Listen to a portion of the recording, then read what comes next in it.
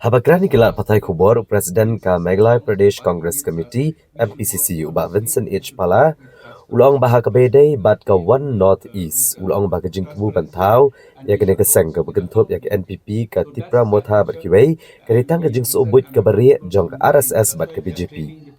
Ulang baga thong jong ka kedhuan temai ka deban penpat kidong te vote rew luam ki ba persya ka BJP ya ka than chite lam mingi kenang bakin omlet ka seng kongres la ne kiwe ki seng ki berna ka liang persya ula kena bahadian ke election kena ka kedhuan ka selit benteri kambyang bat ke BJP namar baro kidong yalam ki de ki paralog de ki khot ki berem jong BJP ula kentu ki pat ba banong ki bastat bat ki ba pet benia bha ya kena ka but cukor.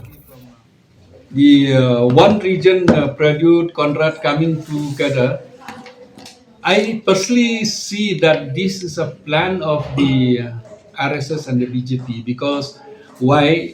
They know that many of the people, the tribal people in Northeast, many of them they don't like BJP. So what they do, they make another baskets. The anti-BJP they put into another basket so that they'll not go anywhere.